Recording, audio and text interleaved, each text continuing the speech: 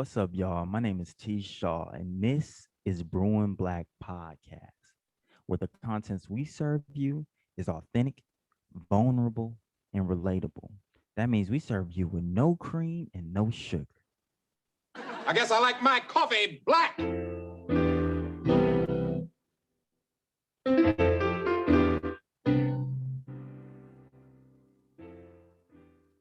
Yo, yo, yo, this is Scholar P, he, him, his. And it's T. Shaw, pronouns he, him, his.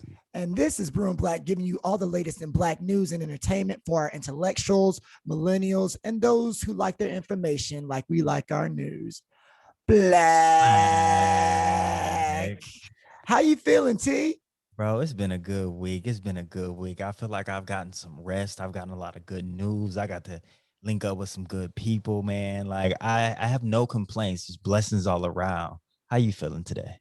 Look, man, I'm feeling the same way. Blessings all around. Just coming back from Costa Rica. Shout out to Costa Rica. Shout out to my Black travel buddies. We destroyed it. It was so good. Horseback riding, ATVs, snorkeling, banana boat rides, island tours, all the good stuff. We met an Air Force pilot who let us take pictures of ourselves with his drone. Like it was all lit. Yeah. Okay, what was your favorite moment? I think one of my favorite moments was probably the snorkeling because, I'm not a strong swimmer and I have this irrational fear of dead fish. I don't like going fishing. I don't really like touching dead animals.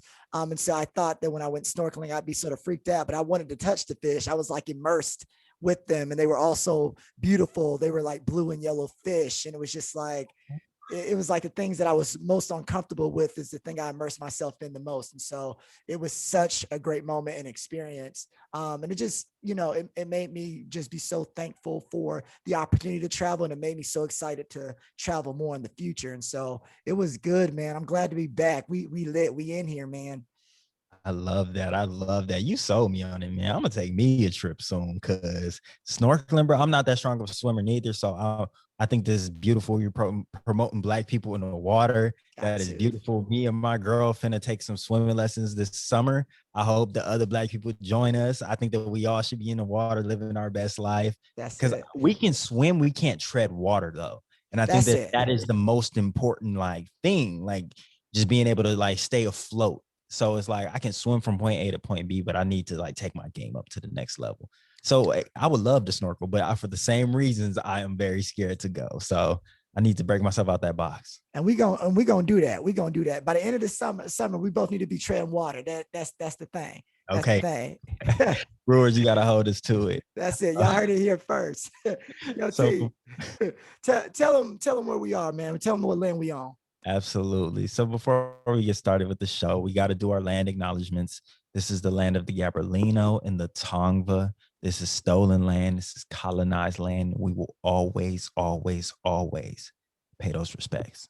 Absolutely. Absolutely. And now we are entering a section that we like to call our light roast.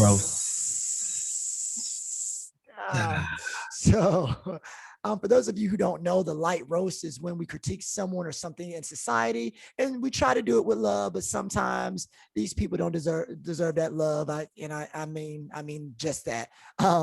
So this light roast today is it's a light roast, but it's also sort of a good thing, I guess, maybe. Mm-hmm. And so Juneteenth was made a federal holiday. And it was signed into law. It is now a federal holiday by President Biden. So, we know that, some people have made it their lives work to get the Juneteenth, to get Juneteenth as a holiday. Shout out to, I think her name is, I don't think I'm saying it right, but it's OPAL. It's not pronounced Opal. But she's one of the activists that has been fighting her whole life to make this not only a holiday, but we got to think about what happens when something becomes a federal holiday. More people are talking about it. More people have to acknowledge it on a bigger scale. And so it is a big deal. But can you tell the people why someone might look at this federal holiday and not think it's all colory sweet roses? Absolutely. So I want to thank you too for acknowledging that people have done this work, because I think that some people have gotten in the mode of like, y'all, we didn't ask for this. Like, I don't know, like why would this become a federal holiday now, right? And I think that it is important to acknowledge that like people have been working their whole life for this moment. But I do think that like we skipped some steps, right? Like for us to be able to have Juneteenth, I think the first and foremost thing is that we should be able to have like critical race studies in some classes, right? And that's not even in like the academic terms, right? But just being able to talk about a people's history, Black people's history, Native American people's history, right? Like being able to talk about things that really happen and why they happen. And I think without that, it's hard to have Juneteenth.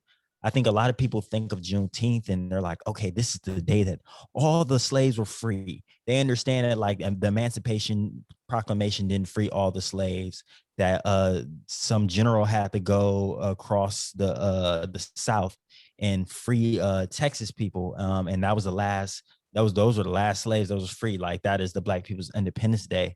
But that's not completely factual, right? And I think that having critical race studies would be able to teach us that, like, that there were slaves still for another maybe about 6 months after Juneteenth was like established. And that's when like the 13th Amendment was ratified. And that's the amendment that abolished all slavery, like that really wrote into the Constitution, because I think Delaware and Kentucky still had slavery.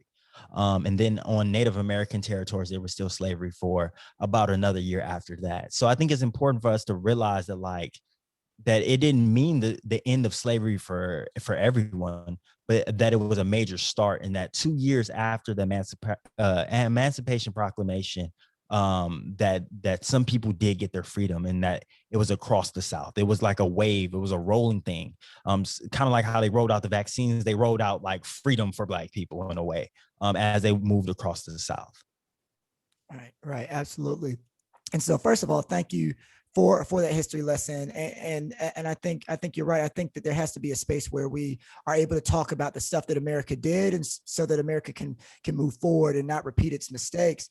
Mm-hmm. Furthermore, I think it's so funny because it also almost feels like it's a dupe. It's like, you know, this as a federal holiday is great, but there was a great post on Twitter or Instagram that I saw saying like, you know, what about reparations? What about, you know, stopping voter suppression? What about ending qualified immunity for literal terrorists that are killing Black people? What about and let's be honest, slavery actually hasn't ended. And that's a whole nother conversation, right? We have mass incarceration is still a thing. And so when we think about all of these different factors, it's like, yes, we love Juneteenth as a federal holiday. We love the acknowledgement. We love the conversations that might spark that are being sparked that might not have, you know, outside of the Black community. Yeah. However, this is like, it seemed like the government damn near started with sprinkles instead of starting with the cake. You know, thing, yeah. Like we've been asking for defund the police. We've been asking for more funding and allocation toward our schools, right? We've been looking for just more community revitalization, right? Like there's so many other things that we've been asking for so long, like voting rights. I think that's one of the big ones that we've even discussed on this show a few times. And it's like, the quick one was the one that they jumped to. And then it's like, oh, yes, we did this for Black people. And I think that's the scariest part, because it's like, okay, now we've gotten Juneteenth, woo, like cool. But that's just a stepping stone. Like we're hoping that that's not the final thing. And I think that's a lot of where the critique is coming from.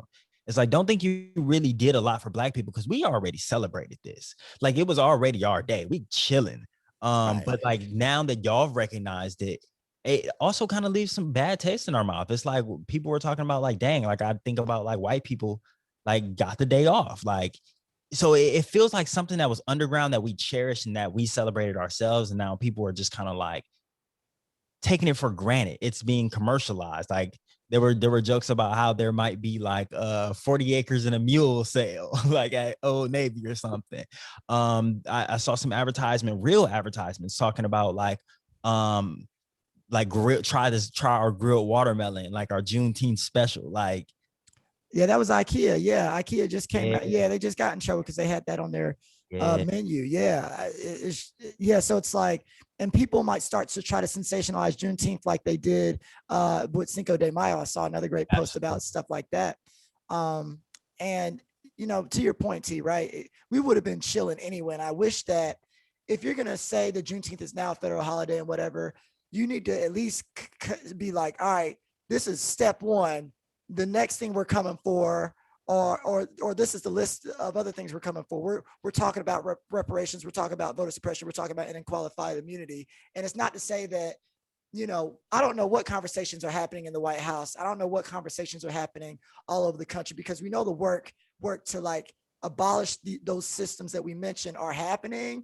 But Yeah. when you have Juneteenth as a federal holiday, and that's the thing that's circulating more so than like, this is our agenda to attack the things that are Mhm. really impacting Black people, is going Mhm. to rub people the wrong way, because you didn't even give them that glimmer of hope that like, this is just step one, and that you look at this as a sprinkle and not the cake. So Absolutely, absolutely. Like we're hoping that they don't stop at just these symbolic representations of freedom. We want a 10-step plan rather than just this be the plan. And I right. think that that is really the scariest part about it. And actually, like, let me just go back too, because I looked into like Juneteenth and I was really wondering like what kind of took place, right? Like, how did these people find out that they were free? And there was a general that came, and it was a called like a general order number 3. And to read it real quick, it says the people of Texas are informed that in accordance with the proclamation from the executive of the United States, which is the president, all slaves are free. This involves the absolute equality of personal rights and the rights of property between former masters and slaves, and the connection heretofore existing between them becomes employer and hired labor. So it's saying that like, okay, there's no longer master and slave. You're now employer and hired labor. Like you're working for them. The freemen are advised to remain quietly at their present homes and work for wages. So work for the people that just had you as their slaves, like your masters, work for them, but they're going to give you wages now. And they are informed they will not be allowed to collect at military posts, and they will not be supported in idleness either there or anywhere else.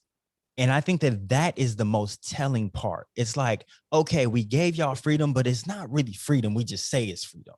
And that's what you're getting as that. Did we ever really get rid of slavery? No, they just replaced it with something else. Right then, that's where it was like, okay, cool. No longer slavery. It turned the page. It's sharecropping. And I think that that's the most important part, because it's like we not only like discourage you from leaving your homes, we have mandated that you need to stay in your house. And if we find you anywhere else, then you a lazy nigga. Because that's what they're saying. Like they won't tolerate them being idle anywhere else. Not that like y'all can't travel, y'all need to stay where y'all at, and y'all gonna work now. We gonna get y'all some wages. But who's commissioning like how much these people are getting paid? Who's ensuring that these people are getting paid like adequately and fairly and equitably, right? And I think that those are the same reasons we have the problems today, because it went from master to slave to employer to employee. Ain't nothing really changed. We just changed the words to it.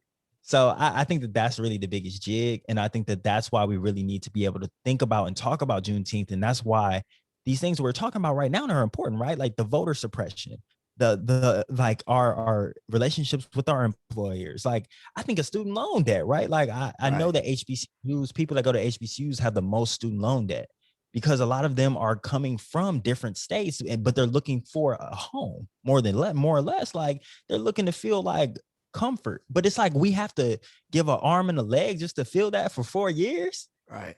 It's Right. crazy. So I think that that's why we really have critiques, because it's like if that's what we ended at, we didn't even acknowledge like the history of Juneteenth, and in acknowledging the history of Juneteenth, we can really understand like why we are where we are. Right, right, and I think that's a big point too, right? Being able to have those more in depth conversations, because for those of you who don't actually know, there's a whole Juneteenth flag. I had no idea Yeah. about it at all. Taught me. Right, right, and so and it's like a red and blue flag with a star around it, and then that star has a border around it, and like I had no idea about that type of stuff. And so I think that if you don't take anything else from this conversation, just know that there's a bigger and much deeper conversation that has to be had if America really wants to move forward, right? And also recognize that some people don't want us to move forward because some people still have that master and slave mentality. So you have to be very, very, very weary of that, right? But speaking of celebrations, we would be remiss, especially, we're talking as two straight identifying men on this podcast, and we realize, we got to make sure that we celebrate and honor Pride Month, right? And we're not gonna, and both of us have, LGBTQIA plus friends, and we've seen the ways in which they've been discriminated against, and we can never fully understand those experiences, but we do want to acknowledge them and talk about how stuff is still happening even today with LGBTQIA plus rights, or the lack thereof. Right. And so tell some of the people what's been going on and what some of the stories are today. Yeah, absolutely. And I really learned this like doing research for the podcast, like why Pride Month is in June and like the history behind it. And I just want to kind of share that with like our listeners real quick. Like, so Pride, like the LGBTQ plus Pride Month is in June to honor like Stonewall. So Stonewall was the big uprising in Manhattan, where they were fighting like just discrimination, otherwise oppression. So like I think that it's important to understand like why like Pride Month is in June. And they decided to have a pride a year later to like commemorate like their fight and to really put a new name on it, right? Like to call it gay pride, like to say that I have pride in who I am and have a counter just narrative to like this attitude of like shame that is put on marginalized people, but specifically in this case, gay people. So I think that is cool too, because in this month is Pride. Carl Nassib is the first openly gay NFL player. He came out, I think, on Instagram a few days ago, and we want to say all power to you, Carl. But in remembering, I want to remember Michael Sam, because I feel like Michael Sam really had to walk so Carl Nassib could run in the NFL. I know it was a few years ago. I believe it was like 2013, the 2013 draft when Michael Sam publicly came out as gay. He was a player for the Missouri Tigers. And he was actually, this is crazy, he was the 2013 SEC co-defensive player of the year. If you know anything about college football, you know that the SEC is like the powerhouse, especially at that time, of college football. Like Alabama, LSU, that's SEC. Florida, Georgia, that's SEC. So to think of him as the co-defensive player of the year, so you're the best player in the best division of college football. That tells you this man could play, right? So in getting prepared for the draft, he was graded as maybe like a third to fourth or fifth round draft pick. There's about 7 rounds in NFL. He ended up getting drafted after he came out in the 7th round, which was against all like speculation or all like analyzation of his play, right? Like he was graded as about top 10 players in his position. And we can look at the stats and understand why he would be that way. But Michael Sam eventually never even played for a NFL team. I think he might have made like the Cowboys practice squad or something. But he never actively played a football game. And I think it's important for us to remember Michael Sam because it's like he had to sacrifice his career so that others can to fill that gap. And I think that that's what we see in Carl Nassib. So I just wanted to give a big shout out to Michael Sam. He was definitely on my mind when I heard about Carl Nassib because it's like he really did have to sacrifice. And I don't want that to be in vain. Yeah, it's interesting too, because, when we think about Pride, we think about some of the unsung heroes who never really got their chance or their moment to shine because of their reputations based on being LGBTQI plus or their perceived reputations, right? So I think about someone like Abide Rustin, who was, you Yeah. know, a right hand like strategist man for Martin Luther King Jr. And, you know, the government came at Martin and was just like, hey, look, we're going to say that you've been sleeping with Bayard Rustin and da da da da da. And then you see, you know, Bayard sort of having to part ways with MLK. And it's just like, right. And it's just like, it had nothing to do with his strategy or his morals or his ethics. It had to do with how people perceived him based on his LGBTQI plus status and how they tried to use that against him in the movement. And so there's just so many unsung heroes. So, you know, I appreciate you just for even bringing that to our attention. You know what I mean? Absolutely. Like shout out to Marsha P. Johnson. I think that's another one, a pivotal member of like the Stonewall uprisings. And a lot of people don't know her story. And that takes me into like the other big controversial thing, and we can really talk about. There has been reparations fee implemented at a Pride event. So it's called Taking Black Pride. It's hosted by the Trans Women of Color Solidarity Network. It is not technically an official Seattle Pride event. And they put out a notice. They said all are free to attend. However, this is a Black and brown, queer, trans-centered, prioritized, valued event. White allies and accomplices are welcome to attend, but will be charged $10 to $50 on a reparation fee that will be used to keep this event free of cost for Black and brown, trans, and queer community. So, Scholar P, I gotta know, how do you feel about them implementing this reparations fee? It didn't really go over well in the shade room comments and a lot on Twitter. A lot of people had negative things to say about it. They thought that this kind of came out of left field and that they would have rather see this for Juneteenth. Like, what do you think about kind of like the response and like the actual like the reparations fee?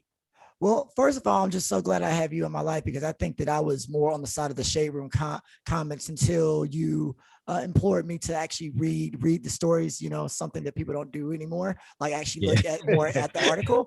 And I thought it was white people who were behind this, and I thought it was white people trying to do some silly symbolic thing of like, oh, we owe these Black people, so instead of doing reparations that would actually matter on a big structural scale, we're going to do reparations at a Pride event, even though, you know, Pride is not something that's just exclusive to black people. So it just didn't make a lot of sense for me at first. But when I found out that it was Black and queer trans people who were like putting this on,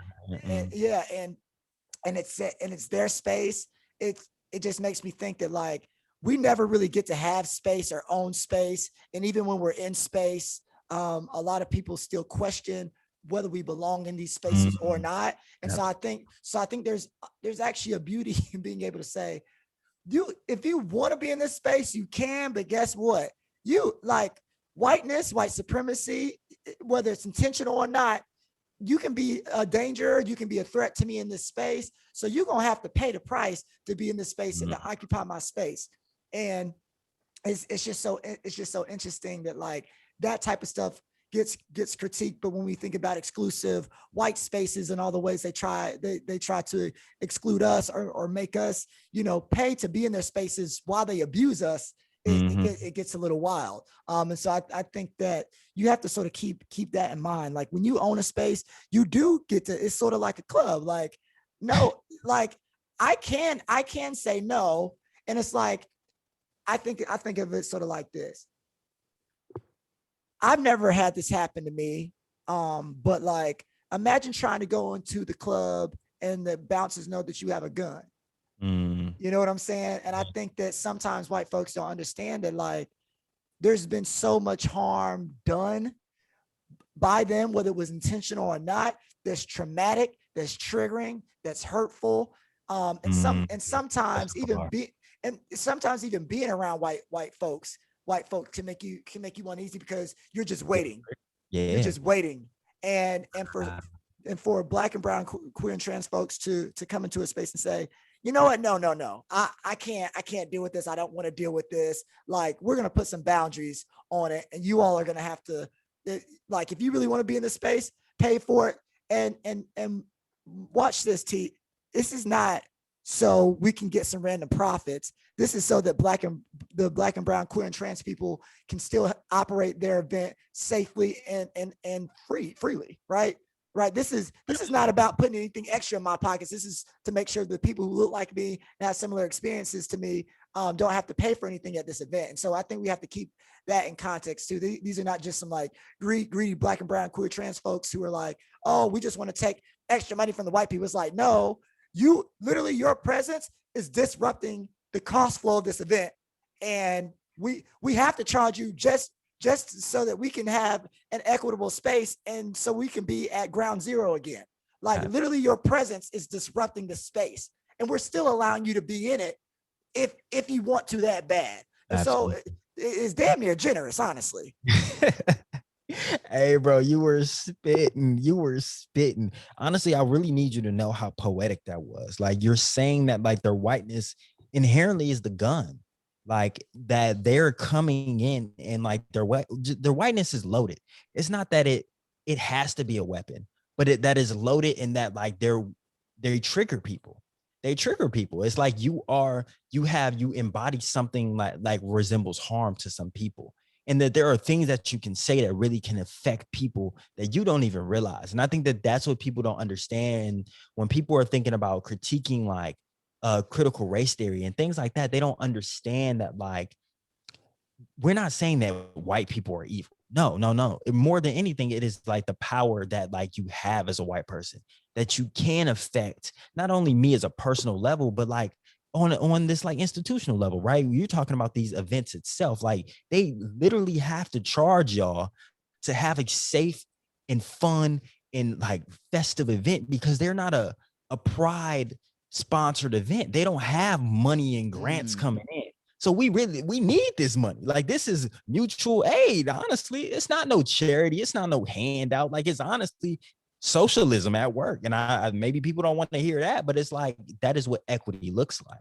Right. That is what like social justice is an equitable future for all. So it's like, these people do need this. And I really just loved how you talked. Like there aren't safe spaces all the time for a lot of people, but specifically like Black queer people, like they don't fit in Black culture sometimes. Like Black people have done a lot to ostracize Black LGBTQI plus people.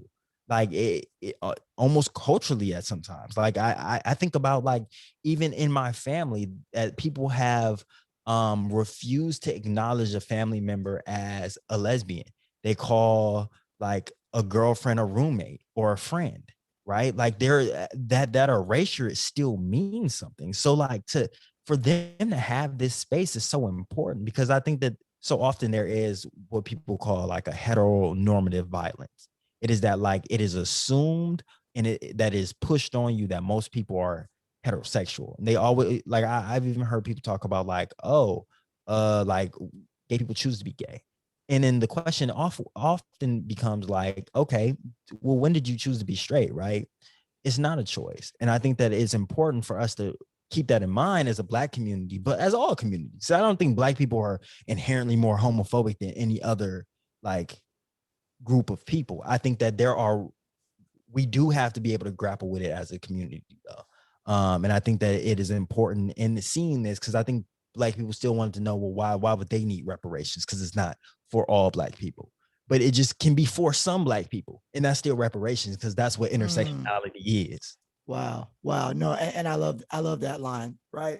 And there has to be an acknowledgement that like every Black person deserves that type of liberation. Every single type. And I want to say something because I know that sometimes, you know, you have a lot of white folks who really do want to come to the cookout and, you know, Black people are going to talk openly. We're going to talk freely and we're going to talk about whiteness and white supremacy. And like, sometimes as a white person, you might feel like, oh my gosh, well, I didn't do anything, but it's just like, if you could live in the life of Black people and understand all the trauma we go through, right? And I think Muhammad Ali said it best. It's like, if I let out 1,000 snakes, these snakes are snakes. They're meant to bite.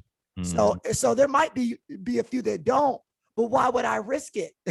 Why would I risk it? You know what I'm saying? And look, as a man, if women were like, hey, this is all women's space. If you want to be in this space, you're going to have to pay a little bit more or contribute something different. I would understand that. Absolutely. Not because I'm inherently violent or problematic, but all the bad experiences that women have with men, they don't know. Yeah. And should they take the risk to trust it? Logically speaking, probably not. No. So I think the white folks just have to understand that and be able to say, hey, look, I know you don't hate me, but there have been a collective bad experiences that you've had with people who look like me, even though quote unquote slavery is over, even though quote unquote Juneteenth is a national holiday. And I think that once you can acknowledge that, you can get out of your feelings. You can get out of your feelings, and you will start to really become an ally. If a woman says, yo, fuck all these men in this room, or fuck men in general, I'll be like, yeah, I get it. I don't have to walk around as a woman and deal with what women deal with men. If a gay person is like, yo, fuck all these straight people, hey, I get it. I get it. So it's just like, if you're taking offense to that, then like you're missing the whole point. You're not the type of person who's even ready to be an ally, and your heart is a little bit darker and a little bit more evil than you would like to imagine. And so I just want y'all to really, sit on that. You know what I mean? Talk that talk, Red. Talk that talk. Another time I just got to shout you out because that was poetic. I really love the fact that you kind of put it in terms of men and women, right? It's like, if you really value this space, you would be willing to pay to protect this space, knowing that you have a little privilege. And that's just all it is. It's like, I can trust you a little bit more if I know you're willing to invest in this space, because it's going to wash out a lot of people like, I ain't going to pay that. Like, I didn't have slaves. I didn't harm women, right? Like, those aren't the people we want in that space. And is weeding those people out. And I think that that's more than anything what the process is. It's like gatekeeping, but like smart gatekeeping. It's like, yeah, it's like kind of how we talked about yesterday or 2 weeks ago on our last episode, right? It's like just trying to understand when and where and how to gatekeep. And I think that this is a good way. Right. And I think that sometimes people don't understand that, like, their privilege, their privilege is all this untapped potential and power to do harm, right? Imagine us bringing in 4 or 5 lions into a room filled with 100 people, right? Maybe the lions don't touch anything, but people recognize, oh, you have the potential to do something super harmful. And when you decide to do something harmful, there's nothing I can do. There's nothing I can do. If I could pet you, I could be, hey, Mr. Lion, hey, Miss Lion. But as soon as you decide, I just feel like attacking. Oh, I'm hungry. Or you've made me upset.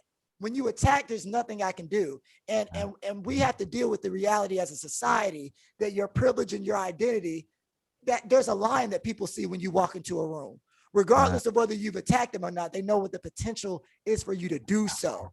And that's the danger. That's the danger. And you gotta look at yourself and be like, my privilege, whatever privilege you have, whether it's being straight or a man, white, whatever it is, that is a lion that the people who are not privileged, who are oppressed in certain areas, they see whenever I walk into a room. And that's what you have to live with, because they have to live with the fact that they could be killed, they could be marginalized at any time and not be able to protect themselves. And that's the whole point.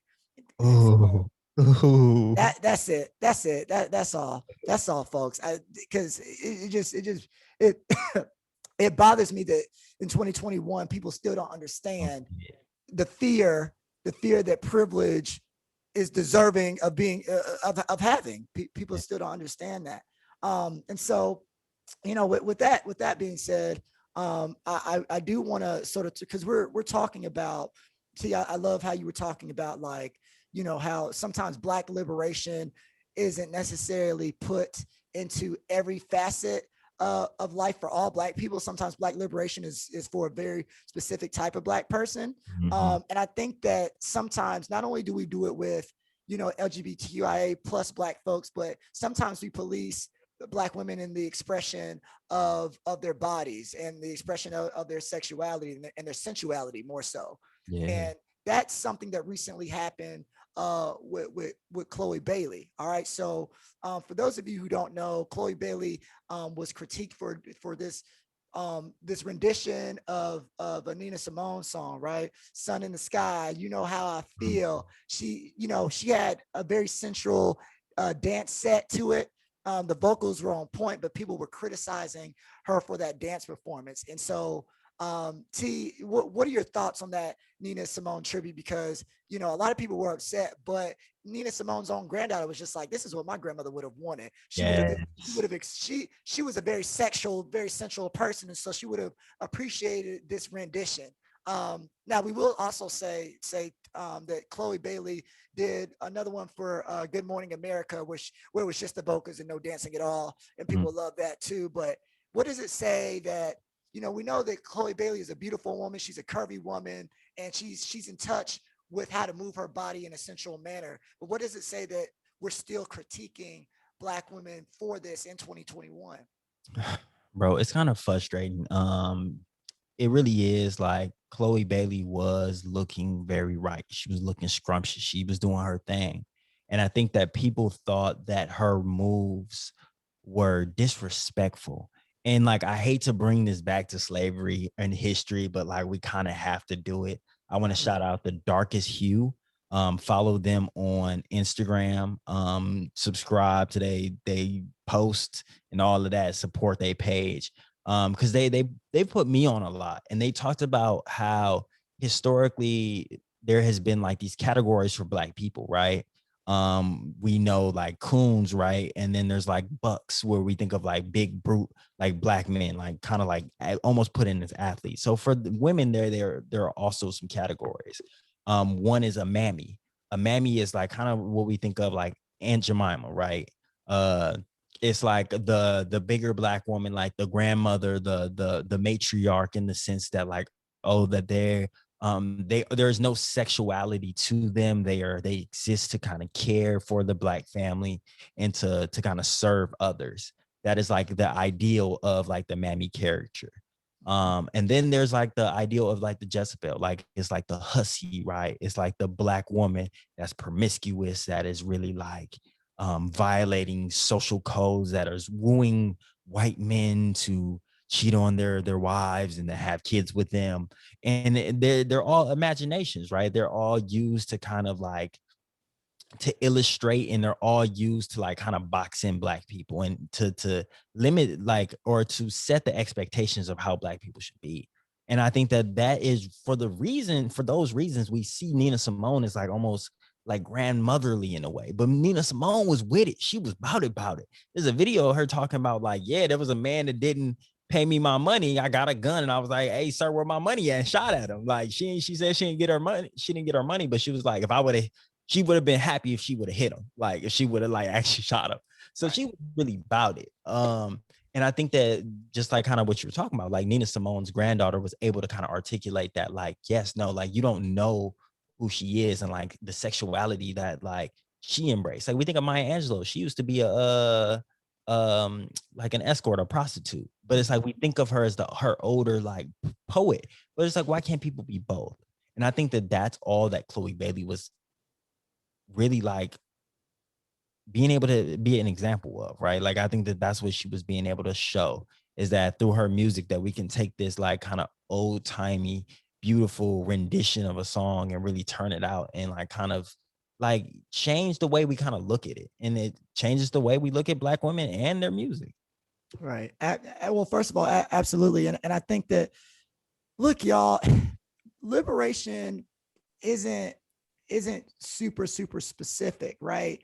We got to stop thinking about liberation as only Black people not facing racism. It's women being able to use their bodies, is people being able to love whoever they want to love. Like, liberation, it can't be this picky thing. We can't pick and choose these different types of liberations. Like, this woman is not hurting anybody, y'all. She is not hurting anybody. If you don't like that, maybe it's not for you. But I think it's different. When I see certain white comedians and I don't like their comedy, but I don't go on Twitter and be like, I hope you die. Like, you ought to be ashamed of yourself for that horrible comedy show you just did that just wasn't my taste. I just shut up. I just find something I like. I might change the channel, but she's not hurting anybody, y'all. Like and like Nina Simone isn't even here, so you all can't say. And this is her song. This is her legacy. This is her life that Chloe Bailey is bringing on stage. And so for her to not be here to defend herself, how dare you criticize this young black girl and try to speak for a legend that's not here to speak for herself. And so that I think that's what I feel about it. But to be honest, T, I think that people have just been coming for a lot of black women artists this week. And another person who just sort of got railroaded out of nowhere was Beyonce. When Trick Daddy recently was I think he called Beyonce like an 8 or 8. No, I think he was hating. Oh, he was hating. And it came out of nowhere. But then when the Beehive went, and they've destroyed his restaurants in terms of the reviews, putting all these bees in here. They said the restaurant, the food was nasty, but the lemonade was sweet, which is hilarious to me. Hey, that's a bar. Right. And so for me, he came back and he doubled down on his comments, and he's just like, I said what I said. And like, T, what do you think about this situation? Because I think on one hand, it's sort of like this man, Beyonce's not bothering him, Jay-Z's not bothering him, at least to our knowledge. And it sort of seems like he went out of his way to even mention her versus shutting up. But then on the other side of that, he's also doubling down and saying like, y'all are not going to dictate what I can and cannot say, cancel me or not. It is what it is, but y'all cannot restrict what I want to say or what my opinion is, and everyone has an opinion, and I'm entitled to that. So what do you think, T? Like, is there a balance, or it was Trick Daddy right to stand up for himself? Was he wrong to talk the trash about Beyonce? Like, what do you think?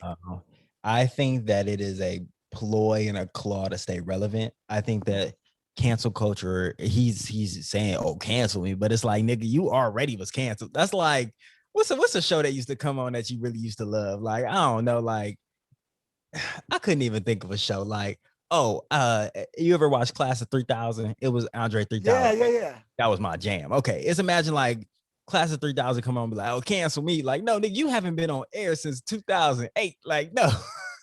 Like, you try to be relevant, and in doing so, you look like a hater. Like, he talked about Beyonce and he talked about Jay-Z, but it's like Trick Daddy, Mac Daddy, Who Daddy, I don't know.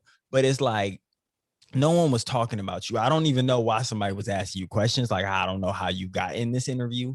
Like, yes, based on your past stuff, I understand. But like, what makes you relevant enough to critique these people that are billionaires? And I don't like no billionaires, but it's like, I ain't gonna, you especially if you don't have no grounds to like really critique them on. It's not like you was critiquing them as capitalists, you was critiquing them as like somebody that's doing better than you more than anything. Like, sir, you said Beyonce can't sing. Have you heard Halo?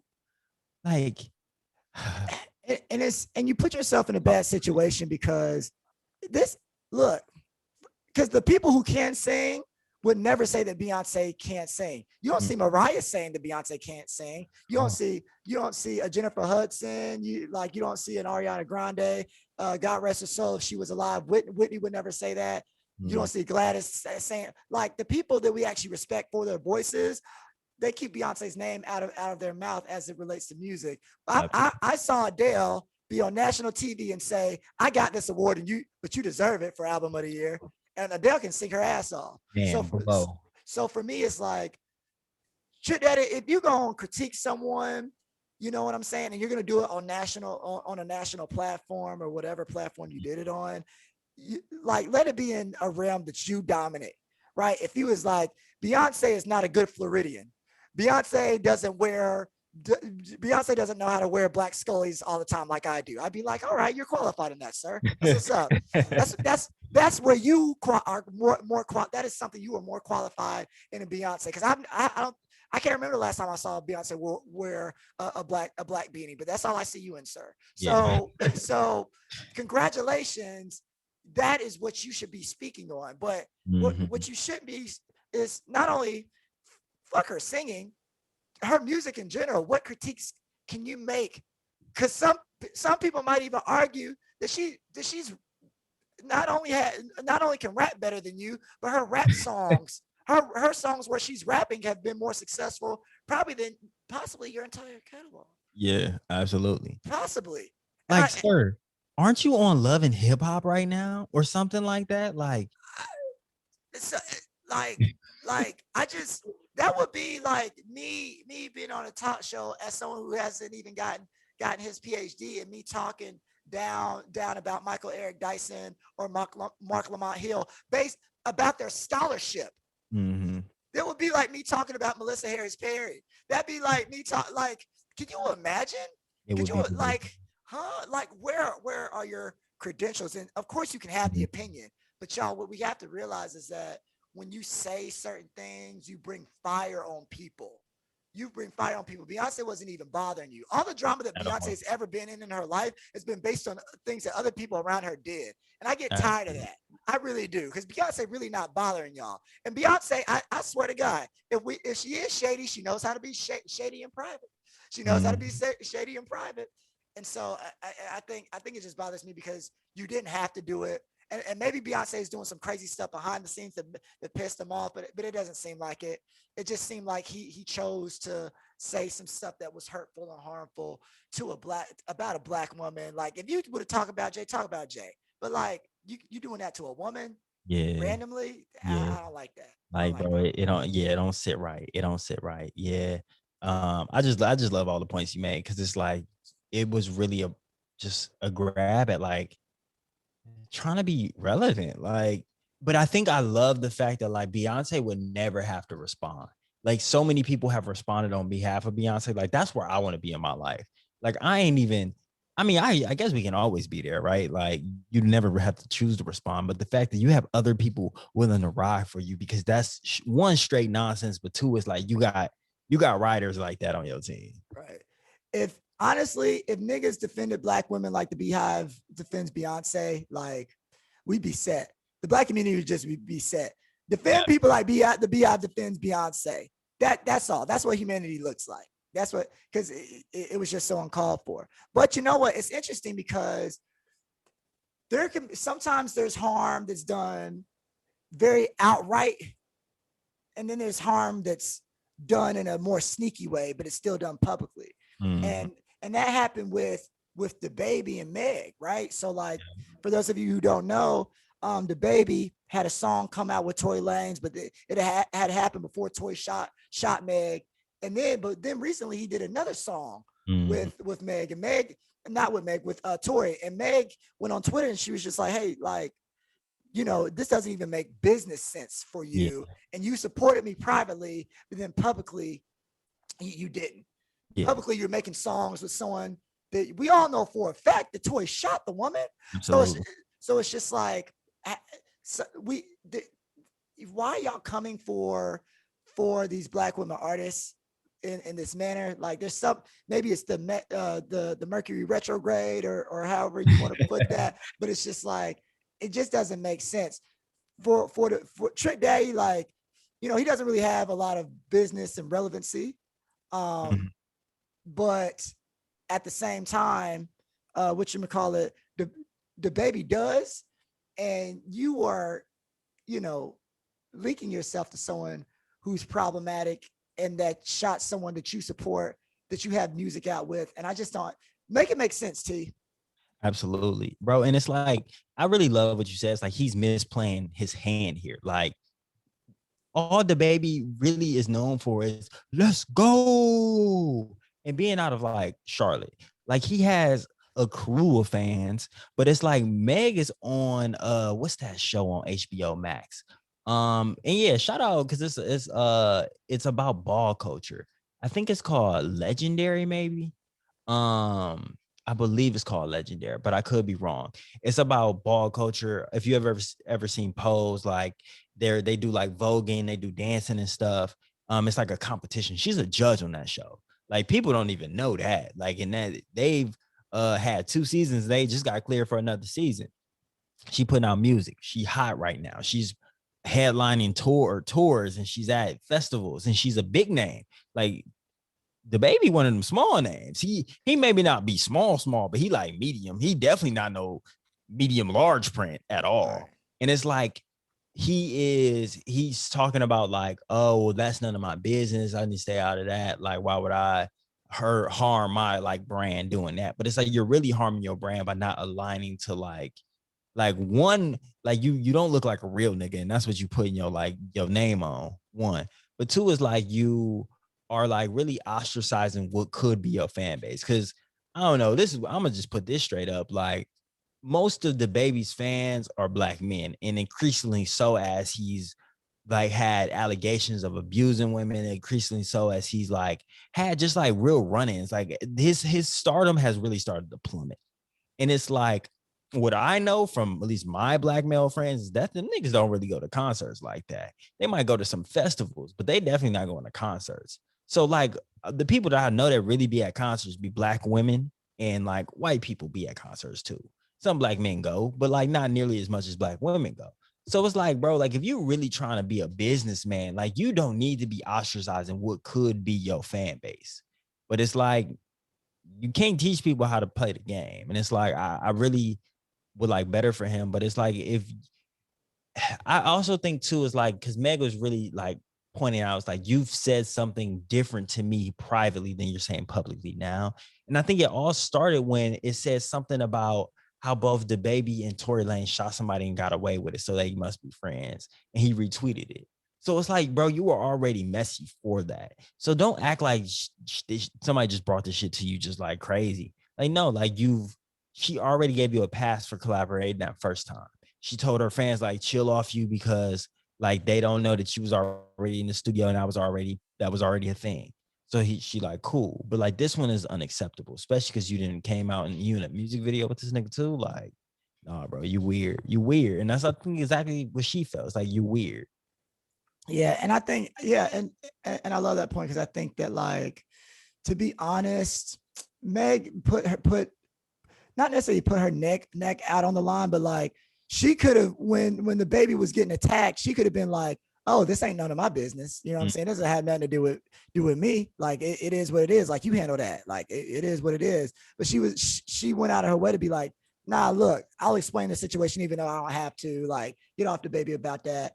But like this time, you know, he's retweeting things about shooting people and getting away with it. And it's just like, my issue is that niggas will rock with niggas who terrorize and abuse women.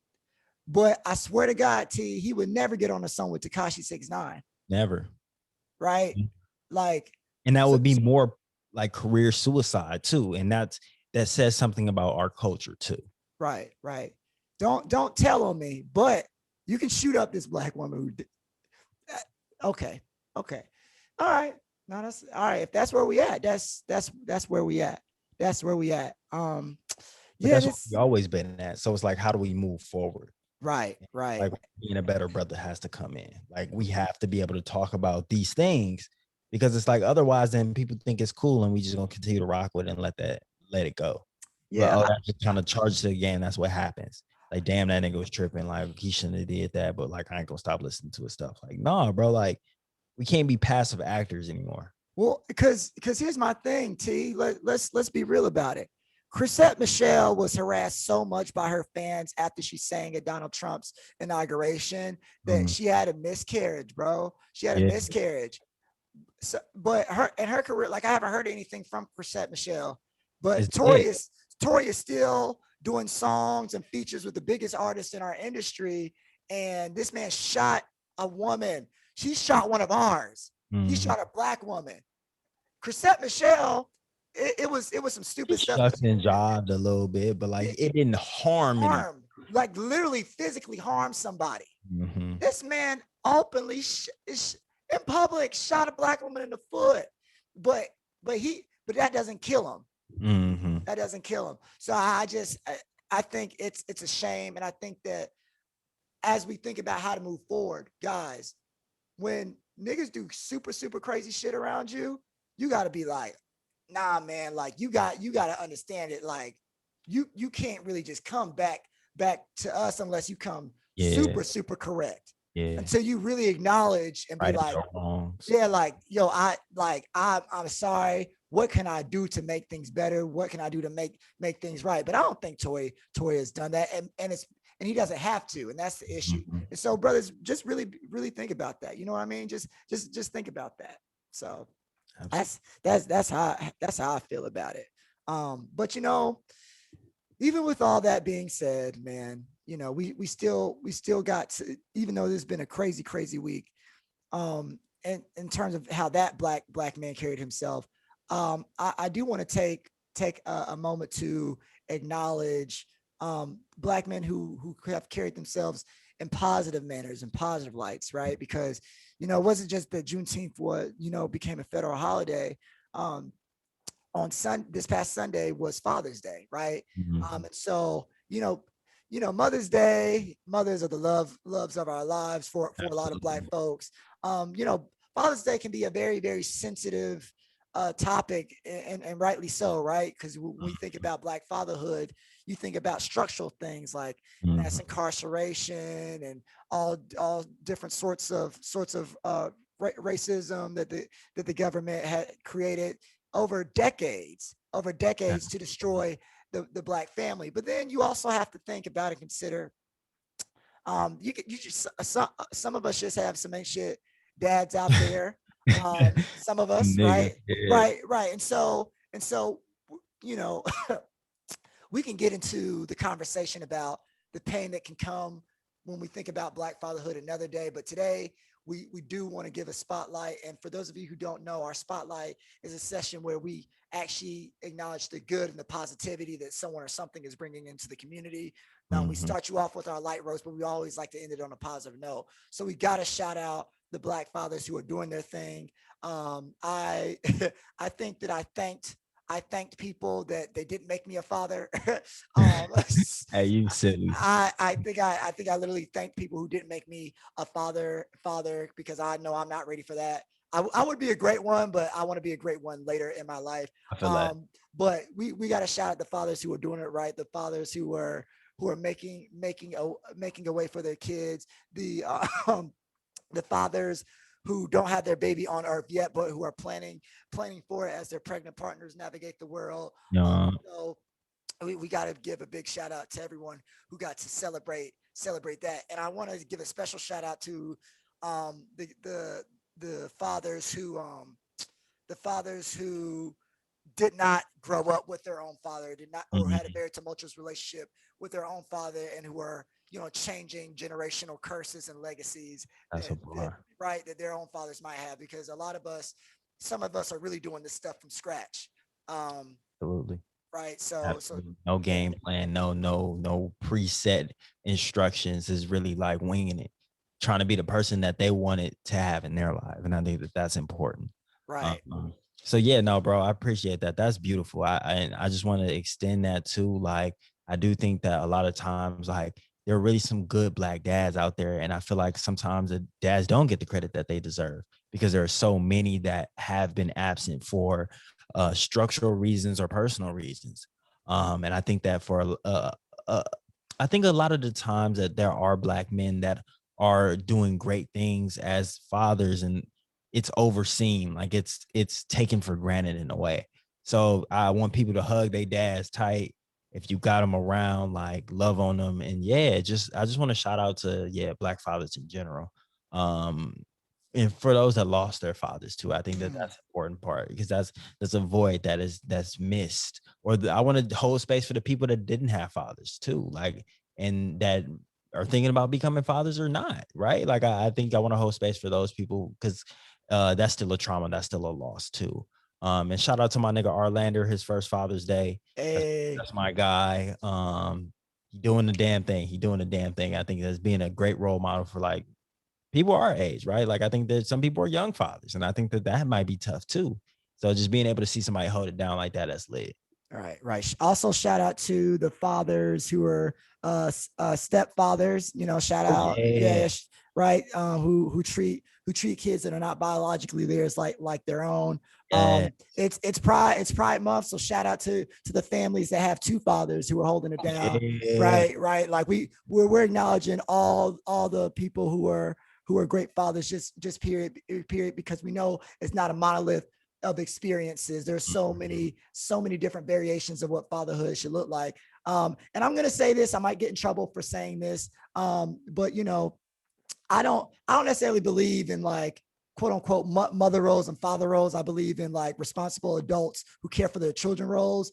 But for anyone out there who feels like their mother was a quote unquote father figure or taught them how to navigate in the ways that you would traditionally believe a quote unquote father would, we're gonna shout you out too. We're gonna shout you out too, because some folks believe that like, nah, my mom did all the shit that like a man, double duty, absolutely, right, that a certain man should have done, right? And so we got to shout out to those mothers too. So yeah, just so much love everywhere. I hope you hugged whoever that father figure was in your life. Oh, even the uncles, the people, or the mentors who acted like a father. Absolutely.